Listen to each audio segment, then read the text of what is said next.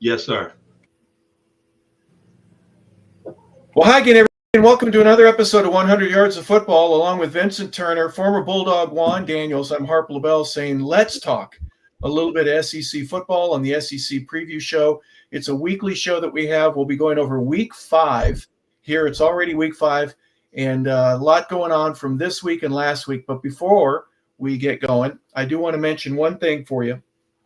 If you have not sought information and want to know more about the Lee Haney games, which will be taking place here on November 1st in Duluth, Georgia at the Gas South District, please take a moment to do so.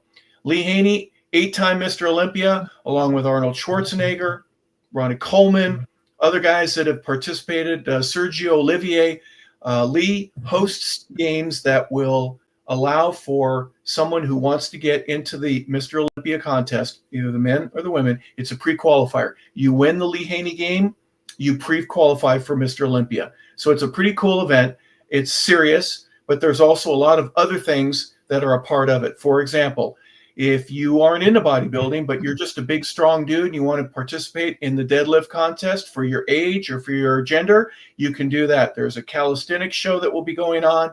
There's a cornhole display, a dance, and fit kids for ages 6 through 12. If you're interested in any of that, go to leehaneygames.com for details. You can get tickets. You can learn how to participate if you want to be a part of it, if you want to be a judge or anything else. They need all kinds of help and assistance, but they would love for you to be a part of it.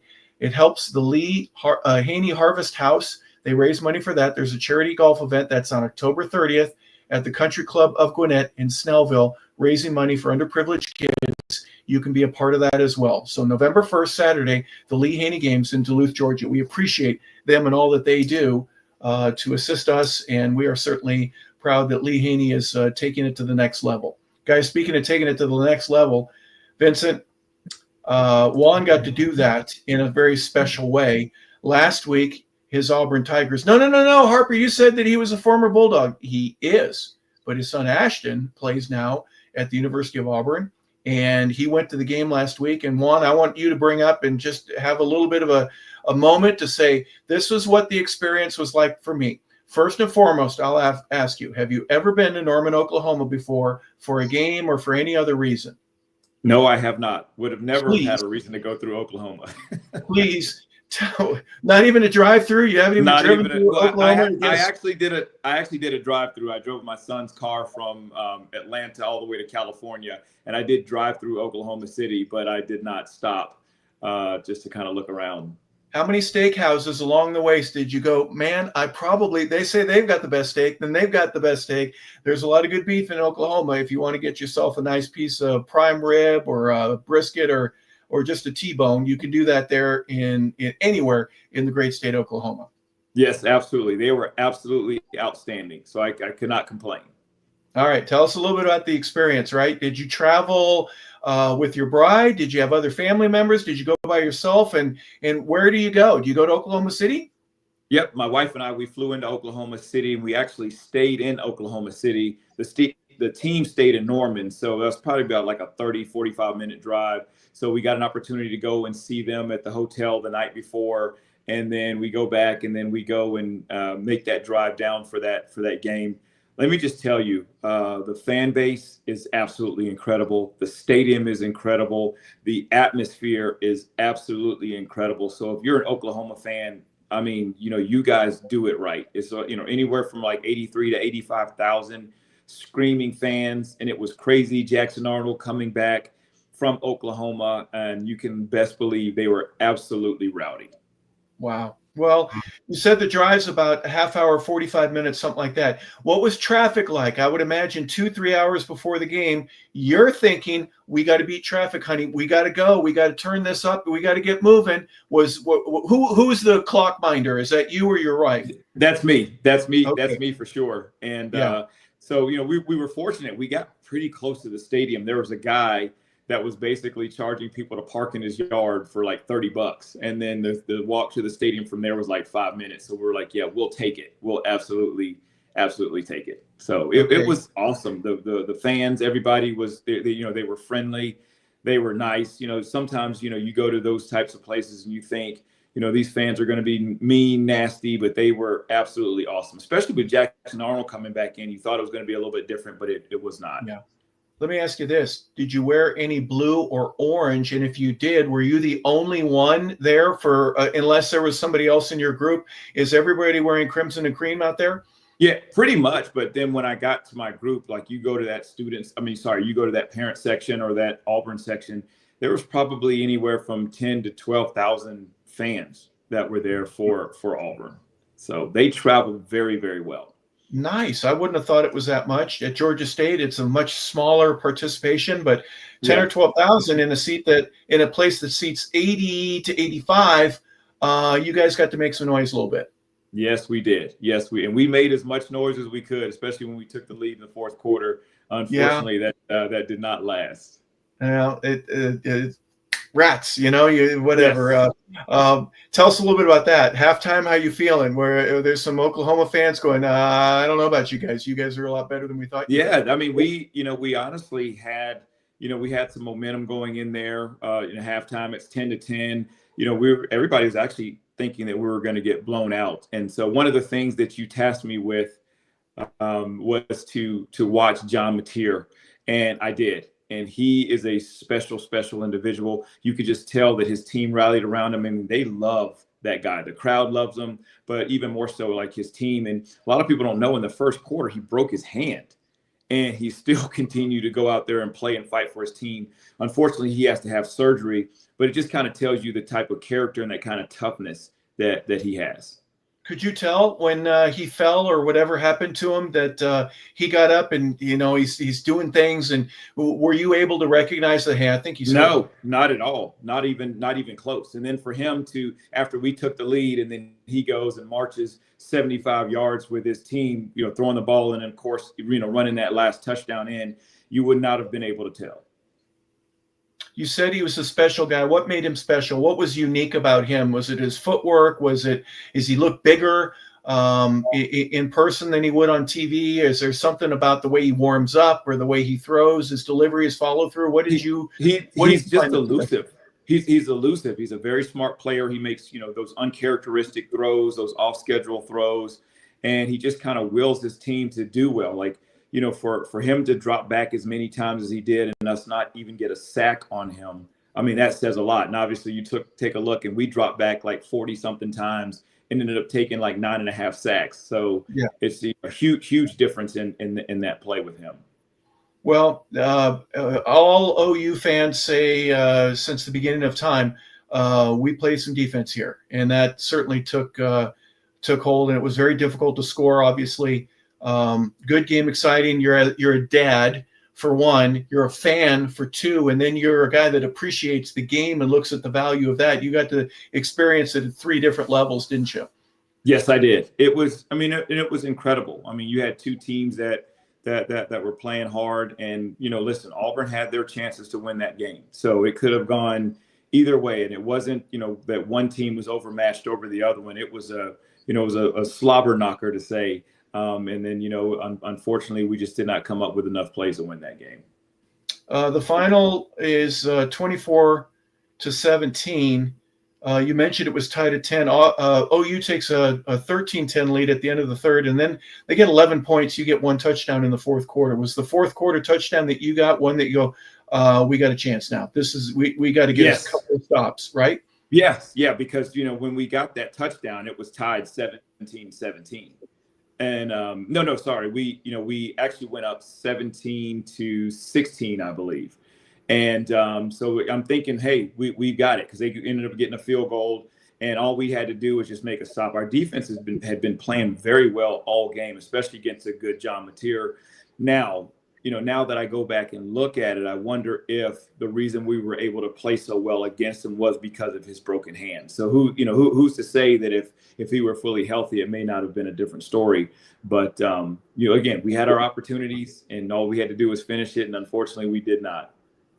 Jackson Arnold is 21-32. What's that? 66%, 220 yards. He had a touchdown, no interceptions, and under normal circumstances, that's a good game, right? But against Oklahoma, Did you need to have a better one? Because Mateer was 24 of 36, 271 yards, one touchdown and no interceptions as well. So really very comparable, about a 50-yard difference between the two in the way that they got their yards gained.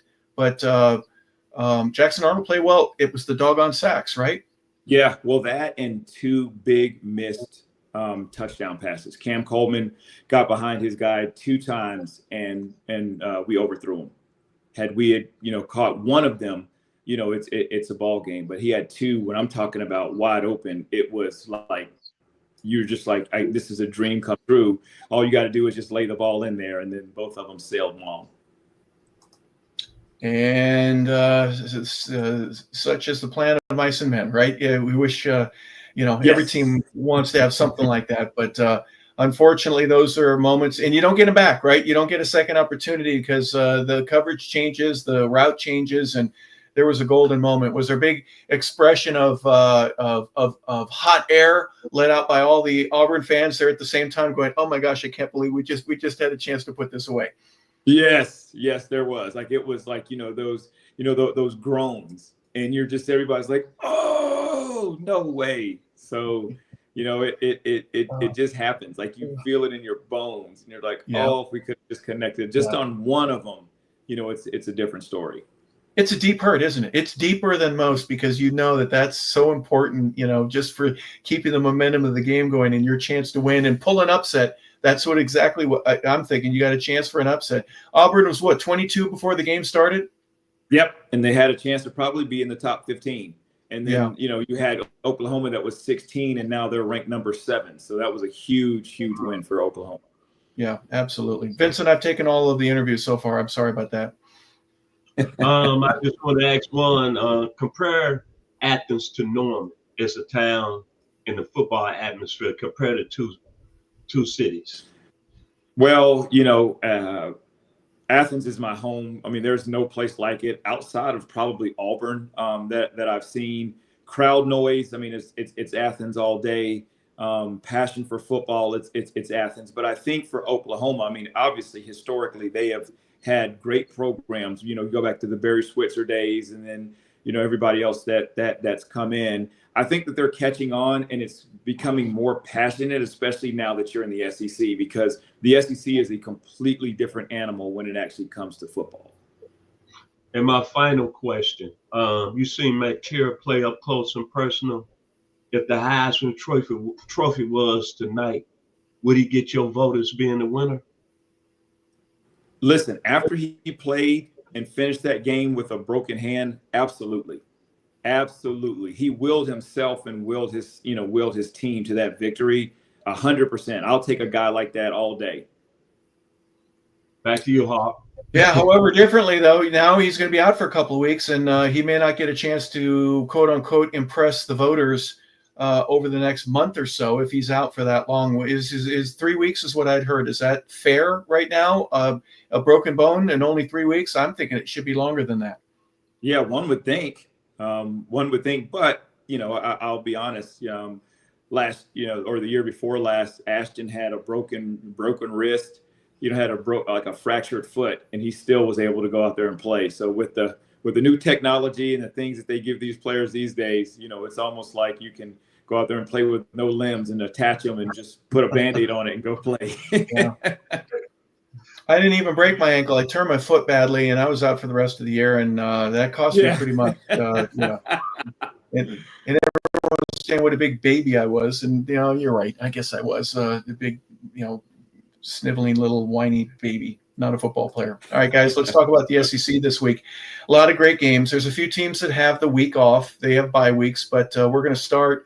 Vincent, if we talk about Pig Suey any more than what we're doing right now, they take on the University of Notre Dame. They're going to be at home in Little Rock. This is one of those games that if I'm an Arkansas fan, I've been waiting for years to get Notre Dame in my stadium. And they're 1-2 right now, the Irish are. But I'm excited for them to be there. And boy, if I beat them, and what are they now, 2-2? A chance to go 3-2 and win at home. They've beaten Alabama A&M, Arkansas State, and then they've lost to Ole Miss, and then they lost last week in a tough one, 32-31 to Memphis. Give me a little bit of background here on what's going on in Arkansas. I call this game the coach's game. And what I mean by that, whoever loses this game is going to be in a hot seat. But they maybe not even fit. At the end of the year, they might get fired. I'm going to start my school, the Razorbacks. Losing to Memphis really was a tough loss for the whole state of Arkansas. And the way they lost that football game, it was up 31-17 going into the fourth quarter, lost the lead, and then lost the game on a fumble inside Memphis' 10-yard line. Sam Pippen, I love him. I think he's done a good job, but he hasn't run enough. This would get the Arkansas faithful back on the side. Now with Notre Dame, they 1-2. They run the table. They're gonna be in the college football playoffs. They only losses to Texas A&M and Miami, who both nationally ranked. But we know how Notre Dame is. Touchdown Jesus. It's always about playing for the college football playoffs. It's nothing less, nothing more. It's a more huge game for Notre Dame because they lose this and they go down 1-3. Marcus Freeman, even though he's done an outstanding job and even though he got him to the college football championship game last year, remember when he lost the Northern Illinois game, there was a lot of people's last season say he wasn't going to finish the season. Oh, they wanted to tar and feather the man, didn't they? They wanted to tar and feather him. But guess what happened right after that? Tell me what happened after that. It went on a roll, and they made the college football playoffs, and they got to the national championship game. Didn't lose again until the national championship. Yep. It's a big football game for both coaches. And whatever coach loses this game is going to be really on the hot seat based on the fact we saw what happened over there in Stillwater, Oklahoma, didn't we? Yeah. My man is gone. Bye. Yep. He's been there for how long? Like 21 years. Yep. Mm-hmm. Back to you, Hawk. All right. Well, the Irish are 1-2. They go 1-3 because Boise, North Carolina State, they got USC, Boston College, Navy, Pitt, Syracuse, and Stanford, with the exception of USC. That's a manageable schedule, don't you think, Juan? I mean, Notre Dame, they get through this one with a win. They could be just like they were last year, except, they'll have 2 losses instead of just 1. What are your thoughts? Oh, exactly. Here's one of the things, though, that I do like about what Notre Dame is done is they've taken on 2 SEC teams. And, and they start off with Miami. So, one of the knocks on Notre Dame is the best that they can finish is 5 because they're not in a conference championship. But if they're having an impressive resume to say, listen, these are the teams that we play, and then they go and win out. And then hopefully, for them, Miami goes and continues to win. Texas A&M continues to win. And then, they beat a couple of teams that get some more wins. That's going to actually help them out. But to your point, Hart, the way that their schedule is set up, they've got a really, really good chance to make some noise. Yeah, if they lose, that's going to be really difficult because then the panache, so to speak. But to lose to Miami and A&M, who are both now in the top 10, I think the writers and everybody that has a say in the vote will overlook that. I don't know. It's way too early, but big game there for them going to Little Rock. And Vincent, you've been on numerous occasions. What's the biggest problem if I'm a Notre Dame Fighting Irish guy? Is it the amount of brown liquor that's going to be there, or is it the amount of people that are going to be hitting the volume going woo with that pig suey thing? What's worse for a Catholic boy that's coming to visit Little Rock for the first time? What would you say? I'm gonna paint the picture for you. You said they're playing in Little Rock, right? The stadium is inside the fairgrounds. It's next to the zoo. And the stadium goes around. It doesn't go up. All the seats go around. They're in Fayetteville. Well, yeah. I left Fayetteville in 82 when the stadium seated about 45,000 at the max. So it's now 75,000 and I haven't been back up there to see the new stadium. All right. But I could tell you this. What? Going up to Fayetteville, it used to be one way in, one way out. And it's like you're going on the mountain and you like when you get there, all you're going to see is red. And then the biggest thing, it's going to be loud. But when you come there, they got this mascot called Big Red. He a big hog, about 1,500 pounds. And he going to be mad trying to get out of the gates. Yeah. So get ready for that, Notre Dame. And also you, Mr. Juan, in a couple of weeks. Yes, sir. Yes, sir. Yeah. We'll be there. Yeah. Big Red. I think Mike the Tiger is one of the most intimidating things in college football. You know, walking next to Traveler, the USC mascot, a little bit different because Traveler isn't out to get you, but Mike the Tiger is. Now, there's no doubt about that. But Big Red, that's what you call it, Big Red. Yeah, he's a big hog, man. He's about 1,500 pounds, baby. Yeah. If I held out a piece of corn, would Big Red like me a little bit and wag its little curly tail? You see the image right there. You see them horns going up. You see right there on the image, them horns in real life about like this. I know. Like this, and they straight and sharp. Yep. That's like a razor. I get it. All right. Next game we're going to look at, guys. Vanderbilt. They're 4-0, guys. Vanderbilt is for real. And here's the thing about Vanderbilt. They could go 5-0 and maybe not make a bowl game because after they play Utah State this week, they've got LSU and Alabama and Ole Miss, and there's a couple other games. I don't have their schedule in front of me right at this moment. But I know they play Texas also. Absolutely. And I'm telling you right now, I'm not wishing anything like that on them. I'm just saying that get every win that you can, boys, because your schedule drastically changes in the next month. But give me your thoughts here first, Vincent, about Utah State's chances of going into Vanderbilt. Utah State is 3-1, Vandy 4-0, and they're ranked number 18 in the country right now. But what do those folks from Logan have to do? I mean, the only loss has been to Texas A&M. And they played pretty good football. I like their coach, Bronco Mendenhall. Used to be the head coach at BYU. Did some nice things when he was at Virginia. Utah State, by no means is going to be a team that Vanderbilt is going to just look over. I hope not. They got a real good quarterback in Bryson Barnes. I like them coming into this game, and they playing with house money because you look at Vanderbilt coming off that very good, impressive win last week.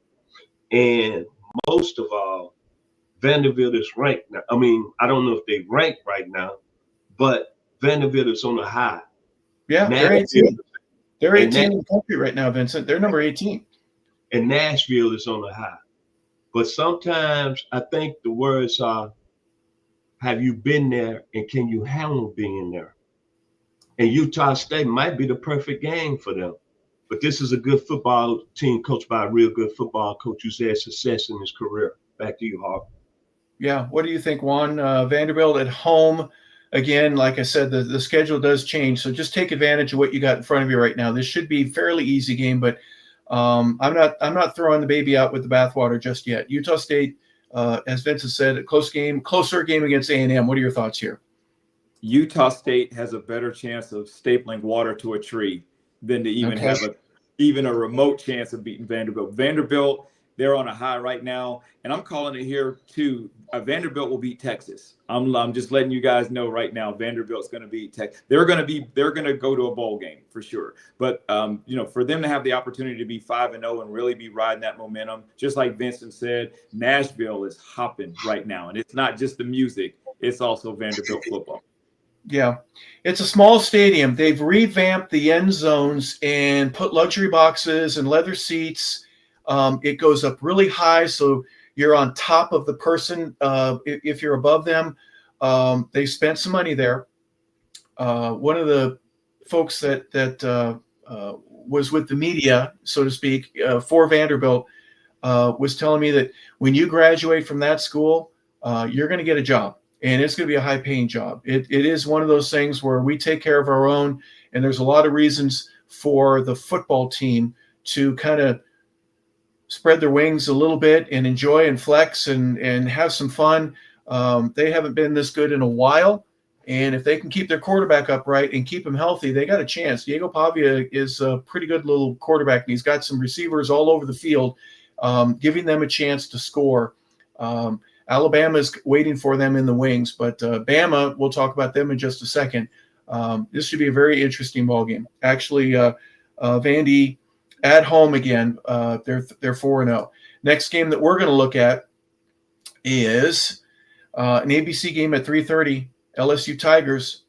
They go against the Ole Miss Rebels, and I'm telling you right now, I'm going to stop what I'm doing to watch at least a little bit of this ball game. I'm excited for both teams.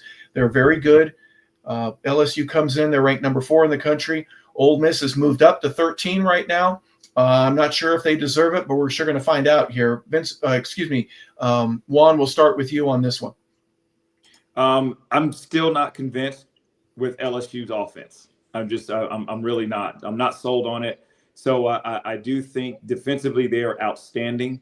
Ole Miss, they're going to have their hands full, but I think Ole Miss defensively will be able to keep up with LSU. So look for this to be kind of a low-scoring game, and it's just going to be a matter of who's going to have the ball last. But this is going to be an exciting game, and Harp, I'm with you. Like, you put everything aside and pay attention to this game because it's got huge implications. Yeah, I'm not disagreeing with you, but tell me why. Both these teams have scored 40, 50, 55 points a game. And now you're saying that the defenses are going to kind of have their way, especially on some of those crossing routes, right? You get SEC cornerbacks and safeties in man coverage. They're going to slow that down on both sides. Yeah. Well, again, I look at what LSU did against Florida, and Florida defensively actually held up pretty well against LSU. And I can see Ole Miss doing the same thing. I just don't see Ole Miss scoring a whole lot of points on that defense that LSU has. They've got a phenomenal defense. I think this is just going to be a lower scoring game. And like I said, I think it'll come down to the wire. Yeah, very interesting perspective there. Vincent, your thoughts? That's going to be in a possession game where every time you touch the football, something serious it might be in terms of an implication on the outcome. What do you think? The Grove going to be rocking. The days of Billy Cannon is coming back Halloween night, 1959. We know how that ended up. But I kind of want to say I think it's going to be high scoring. I think Gary Nussmeier hasn't played well over the last few weeks. They had a good game last week. But you got to think they're going to break out with the talent he got at the receiver spot. True enough, LSU's got defense now. They paid the most in the portal. Ole Miss has been scoring at an alarming rate. Trinidad Chambliss, he's going to make some throws in that game. And I said earlier on our show early today, I said it's a money game. What I mean by a money game, NFL scouts are going to be in the house. So I talked about Monsieur Delane, the outstanding corner for LSU. He got to be licking his chops because he knows that the ball is going to be in the air. Same with Ole Miss. I don't know who played in their secondary, but this is a game right now. It's the best on the best. Prospects all over the field. Harold Perkins Jr., NFL first rounder. Nussmeier first rounder. Deuce Alexander. The young man, Graham, that plays receiver for Ole Miss. Quan Lacey, who we not even talk about, one of the better running backs in the league from Ole Miss. Oh, yeah. It's going to be must-see TV. You're right. You need to take a seat and have them earphones on like my man, Mr. Hopper LaBelle say. And he's seen Ole Miss up close and personal. And I know LSU hasn't been to LSU offensively, but trust me on this. They're going to score some points on Saturday, in my opinion, because Ole Miss is going to put that pressure on. Lane Kiffin, we know how he coach. He's going to come out aggressive, and that means throwing the football. It's going to be some points scored in that game. But if you ask me, I think LSU has just a little more talent because they got a little more talent on defense, and I think they're going to make some plays in that game. But it's going to be a hell of a football game on Saturday down in the Grove. I'm going to ask you both, Vincent, real quick. Does it matter to you that here we are in week 5 and LSU has already played one conference game, but Ole Miss has played 2. They're 2-0. They've beaten Kentucky, and who else did they beat earlier? Arkansas, Pig Sooner. Does that help in terms of your quote-unquote preseason and getting yourself ready and ramped up? You've already played 2 conference games. I would think it is. What's your thought, Vincent? No, I think you need to ask the man right here. When they went up to Knoxville, I think the year in '96 with Peyton Manning and Mike Bobo, I think it was like y'all second conference game. You had just came off a big win over South Carolina. So I think it don't make South no Carolina difference. and Tennessee, yeah. Because what you got here, and I never played at that level. Both of you gentlemen played at that level. You got to look at this. You're looking at social media all week. You're looking at how good you are. You nationally ranked. Money on the line, NIL, and most of all, the 2026 NFL draft is coming up. And they got some serious players on both sides of the ball. They're going to be ready to play on Saturday. Back to you, Hart. Well, I know they're going to be ready. I'm just saying instead of playing Eastern Michigan and South Texas A&M, I'm teasing. I'm just saying for you to go against Kentucky and Arkansas, Juan, I think that helps. Hey, we've played some good teams. We've had to prepare differently, and it'll be easier for us to play at the highest level we need to against LSU because we've already experienced that. Yeah, well, I mean, look at it. Our Arkansas is a really good football team. Kentucky historically has been a physical, good football team. And so for them to go and beat both of those, it definitely sets them up for tougher matches, a tougher matchup. And hey, they've already been there. So, LSU, this may be like just a little bit of a shock for them at first to say, hey, this is going to be our second conference game. And man, these Ole Miss Rebels are pretty dang good. Yeah, 4-0 against 4-0. Both teams are undefeated. Number 4 LSU travels to number 13 Ole Miss. They'll be in Oxford at 3:30 on ABC. The next game we want to look at also at 3:30. This game will be on ESPN. Juan is definitely the team on the left there. The Auburn Tigers 3-1 going against Texas A&M right now. They're 3-0, ranked number 9 in the country. This will be their first conference game. Auburn lost last week, so for obvious reasons, they're 0-1. Juan, since you know Auburn a little bit better than I do, and maybe Vincent as well, give us your perspective here on what has to happen there for the Auburn Tigers to get 1-1 and even things up in conference play. Auburn has to throw the football. That's the bottom line. They have to throw the football in order to be successful. You've got 3 of the best receivers, Cam Coleman, you got Eric Singleton, you got Malcolm Simmons that are just phenomenal receivers. They've got to get the football.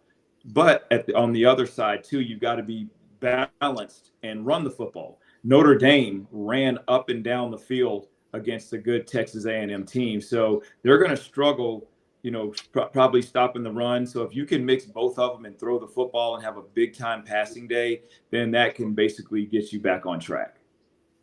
Would it be fair to say that you also better protect your quarterback and keep him upright if you're the Auburn Tigers? Well, the quarterback needs to get rid of the football. How about that? Okay. I'll definitely say that. You can't hold on to the football. You got to trust your receivers, trust your line, and make those tough, difficult throws. And if you throw an interception, that may happen, but get into a comfortable setting to where you're comfortably throwing the ball to these outstanding receivers. Because trust me, with Concepcion and their other receiver that Texas A&M have, you can best believe Marcel Reed is going to those guys, and he's gone to them consistently. He trusts those guys. Yeah, they're 3-0, Vincent. They're also going to be playing in front of about 104,000 people. They're number 9 in the country. Is that too high, too low for Texas A&M, or is it just right? Is it a Goldilocks moment for them? No, I think they earned it. You go into Notre Dame and you beat Notre Dame at Notre Dame, I think you earn every right to be ranked where you're at right now. And when you look at Mike Elko, has done an outstanding job. But however, you're in the SEC right now, and you got a pretty good football team that's coming in, the Auburn Tigers, War Eagle. And I'm going to say this. Auburn proved to me last week that they can play with the big boys. If Auburn can clean up the penalty situation, 10 penalties in that game. And as you just mentioned, Hawk, see, I wasn't there, so I was just listening to it on the radio. Now, one just explained to us that Jackson Arnold held on the ball too long. I was kind of hard on the offensive line. But you eliminate those sacks, whereas Arnold holding on the ball at the offensive line, Auburn eliminate them sacks, they can score some points because they got some guys that's really good on the outside that Ron just said. But however, the Auburn secondary in their pass rush got to put some pressure on Marcel Reed. But answer your question, Hawk, no question about it. The 12th man deserves their ranking. Back to you, Hawk. Kyle Field, College Station. It's at 3:30 on ESPN. 3-1 Auburn goes against 3-0 Texas A&M. Next game that we're going to look at features another undefeated. Now, that's not your Tennessee Volunteers, but anyone surprised that the Mississippi State Bulldogs are 4-0? They're undefeated, and they're not ranked? Nobody's talking about them. Juan, I'll talk about them right now. I'll say 4-0 for an SEC school, but not being ranked. Someone doesn't like us there in Starkville. You can best believe it. And you know what? They beat a really talented Arizona State team. So Arizona State was coming off of that hype. They made it to the, to the college football playoffs. And then for them to actually go and beat them, that was a huge shock. But I get it. They were 2-10 last year, so everybody just kind of wrote them off. But now they're starting to make noise, and depending on how they play this week, if they were to even, obviously sneak up on Tennessee, which I don't think is going to happen, but if they were, trust me, there's going to be a lot of noise down in Starkville. Yeah. A lot of cowbells, I know that for sure. But Vincent, let me just ask you real straight. Are they going to be so mad that when they get off the bus, they're going to slice the tires and beat up the windows and everything in their own bus to get at this game? What do the Volunteers got to do to turn everything around for them? As I said earlier on the show, previously on the Vols Weekly show, the bottom line, Tennessee is a redemption, showing that they need to be in a national rank conversation, in the conversation of battling for the league title. Now, however, Mississippi State is playing with house money. Very impressive win, as one said, over Mississippi State. And their quarterback has been healthy this year, Blake Sharpen. I think that's been the biggest key for them. But for Tennessee, you just go down there, you play your game, you got more talent, you're a better team, and you just take care of your business. But as you said, Harper, it's going to be a real serious environment because them cowbells, it's going to be going all day. And Harper, you're a funny guy, man. You had to announce that Tennessee went undefeated. We got other people that's diehard Tennessee fans, but it's okay, Harper. I mean, like you, diehard volunteer. He started that real smooth, didn't he?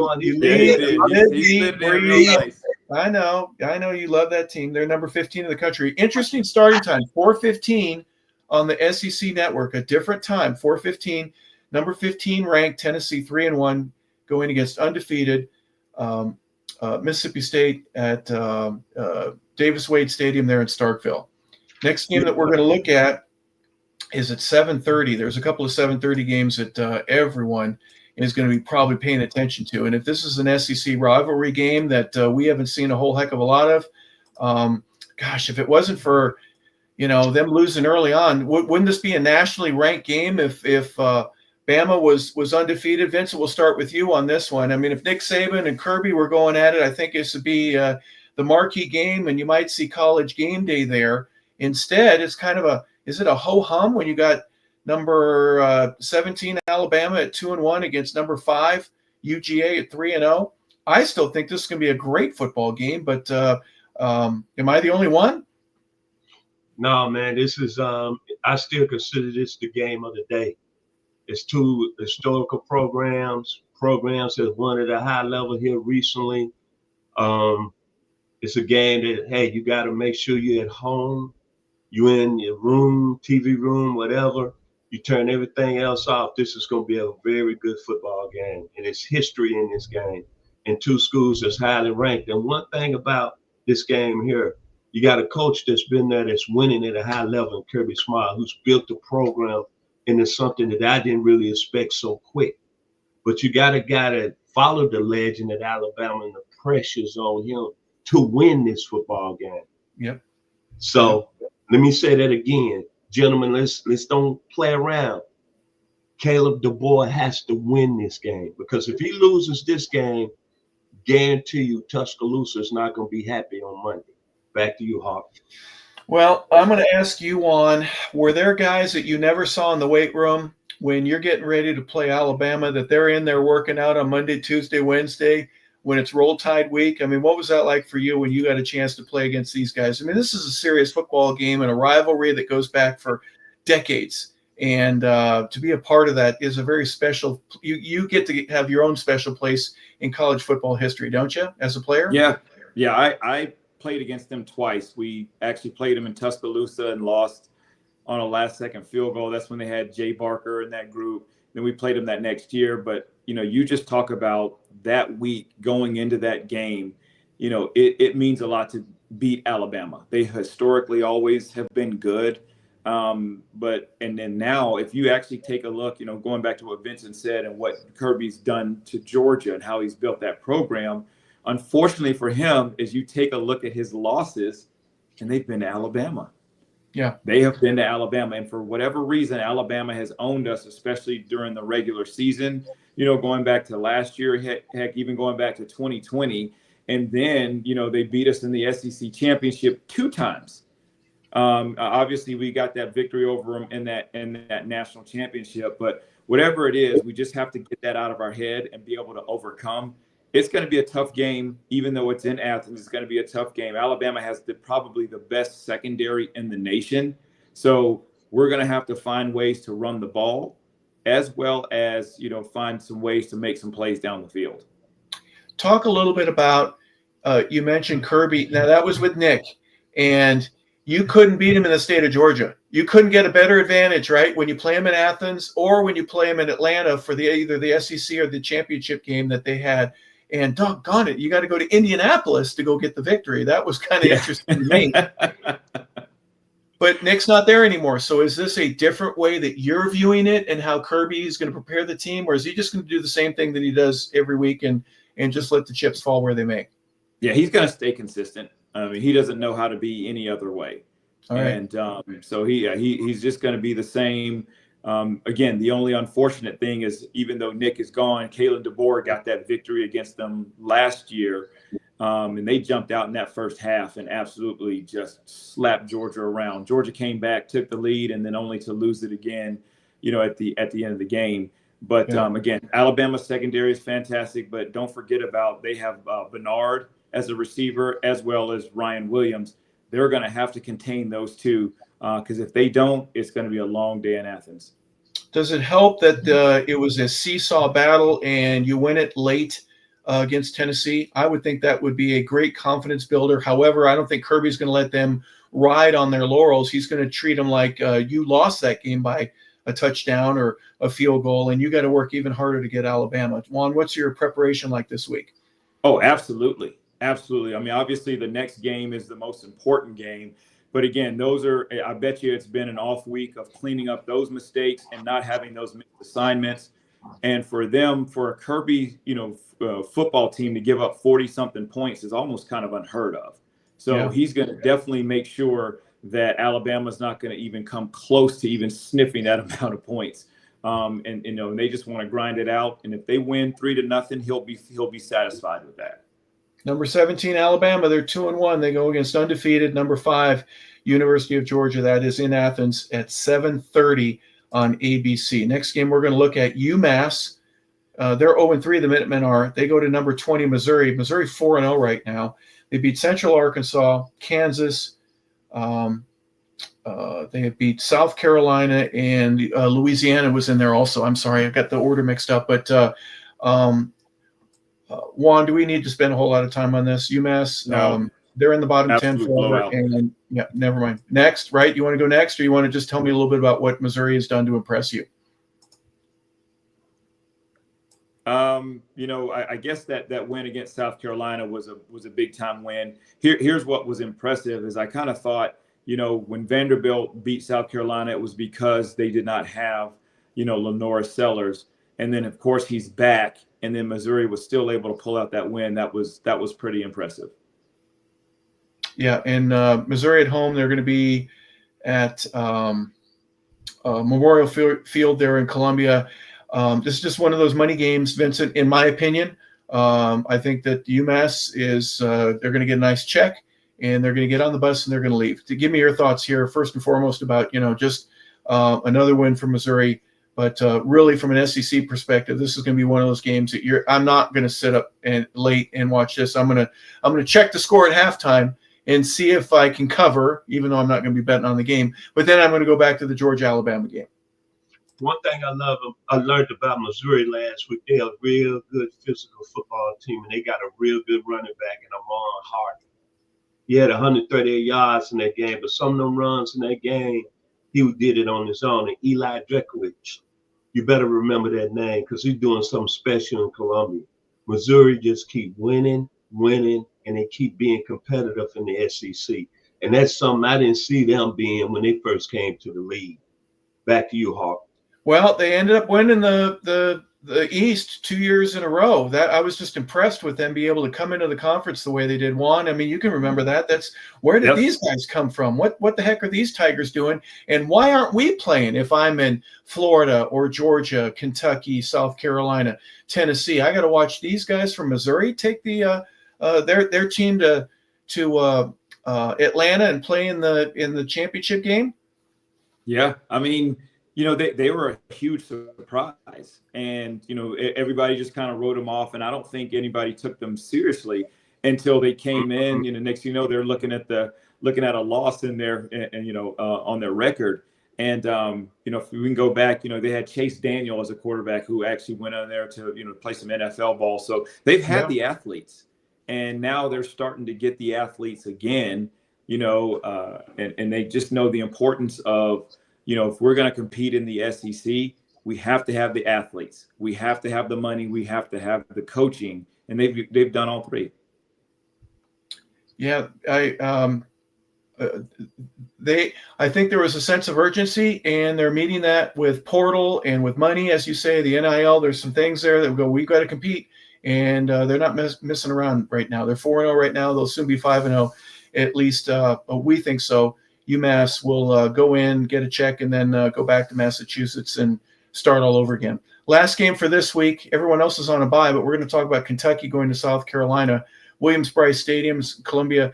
Not the same vibe for this one. All right, a couple of interesting losses. Carolina's 2-2. They beat Virginia Tech and South Carolina State, and then Vandy and Missouri have kind of put a huge hiccup in the middle of their walk.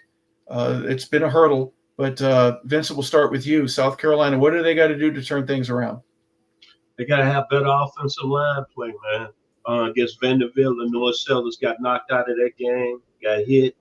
Last week when me watching a little bit of the game, especially in the third and fourth quarters, he was running for his life. And, of course, in the fourth quarter, he could have made some throws. There's no question about it. But I think first and foremost, they got to get real strong on the offensive line to protect him, especially in this football game, because I think in 2 weeks they got to go to LSU and Baton Rouge. And it's real sad because, Harper, over the last 3 weeks, I'm a Shane Beamer fan. To a point, I was shouting Shane Beamer all on the platform here. Yep. And you and everybody else was looking at me crazy. Please, Vince, shut up. I don't know why you so much love in Shane Beamer. But the funny thing, looking at Shane Beamer on the sidelines last week, how things have changed quickly. When they had to win over Virginia Tech, but last week, man, he like a coach that, was losing his best friend. To make a long story short, this is a huge must-win football game for South Carolina. Back to you, Hart. What about Kentucky, Juan? I'm looking at their schedule. They beat Toledo. They lose to Ole Miss in their first conference game, and then they beat Eastern Michigan. Here's another conference opponent that you have right now. You could have some bad vibes going around that coach's office if you don't win this one and you turn out to be 2-2 after 4. Yeah, this is a big game for Mark Stoops. Mark Stoops has been at Kentucky for a while, and at some point in time, they're like, you got to win something. Now, here's the scary thing for South Carolina coming off, those losses in the SEC is that, Kentucky played a very, very good game against Ole Miss, and they had an opportunity to win that game. So Kentucky's not a slouch. You could best believe Mike Stoops is going to have them prepared. And then now that Mike Stoops and Kentucky see that, hey, South Carolina is vulnerable, we actually have a chance. It went from probably preseason looking at the schedule going, oh, man, we're going to get killed by South Carolina to, hey, if we play just right, we're going to have an opportunity. So this is a big game for both Stoops and Beamer. It's interesting. Kentucky notoriously has done well in Lexington, haven't they? You got a chance to play them a couple of times. And I'm not saying it's two different teams, but they defend their turf. They're not always going to win on it, but you're gonna get punched in the nose, maybe once in the throat, and a couple of times in the shoulders, even by the cheerleaders. They're going to punch you. They're going to want you to leave with some bruises out there and let you know that it's not easy to come into Kentucky and win. Basketball's a different thing, but in terms of how they take care of their football team, they're tough at home. Yes. Yeah, they are. Again, going back to even when Georgia played with Stetson Bennett, and I asked Bobo, hey man, what in the world went on there? He says people don't realize how physical Kentucky is as a football team, and I think defensively, the way that South Carolina runs their offense actually kind of plays into Kentucky's hands Kentucky is going to probably struggle against a high passing team, a high octane team, but somebody that's kind of like a running quarterback first, throw later, that actually kind of helps them out. Yeah, very interesting how this is going to shape up. 7:45, again, an unusual start. This game will be on the SEC Network. And that's a look at all 8 of the games that we have here this week in the SEC. Final thoughts, Vincent, before we go? Hey, it's big time football, man. The SEC, some great games this week. Of course, the biggest game down there in Athens, Georgia. No question about it, Georgia and Alabama. And the winner of that game is going to really tell us what the SEC is going to be about. And looking at the conference now, when they kind of expanded it and brought Oklahoma and Texas into the conference, that's what they all was praying for. Competitive football week in and week out like the NFL. I'm sorry. Back to you, Harvey. Well, that 7:30 kick with the Alabama-Georgia will be must-see TV. But if you want to see another game that is must-see at 3:31, we talked about it a little bit earlier, but that LSU Ole Miss, that's going to be a game. You're going to have a lot of people peeking in to see what have these two teams got. I certainly do. It has national ramifications. Yeah, absolutely. That game, the Georgia out, this is separation Saturday. This right here is going to separate the men from the boys. And, those that are going to be on the losing end, you may be falling into an abyss. So when I tell you it's going to be some hard fought games this week, it's going to be hard fought. But that LSU Ole Miss game, that's going to be a battle for the ages. Yeah. Well, you won't be able to see it because you're going to be at Kyle Field, aren't you, in College Station? I certainly am. I'm excited to hear that 103,000 people screaming fans. This is another bucket list place for me to go. So I can't, I'm so excited, but I will have my phone and I will be watching that Ole Miss LSU game. As much we gave you an assignment last week, and we're going to give you another one this time. I want to know the difference between 85,000 Oklahoma fans minus 12,000 that you went with for Auburn versus 104. You make 12,000 again. So I want to know, I'm not talking about the loudness, but just the vibe of the stadium. It's a little bit different. You got all these clean tech kids, the students, they all in uniforms. They all look military. They're going to salute. They're going to do all that other stuff.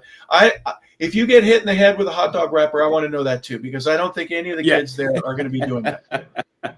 Right. Exactly. And listen, I want to see, why is it truly called the 12th man, and does it live up to its hype? So that's what I'm excited about. Yeah, no kidding. All right, College Station. Have you been there before?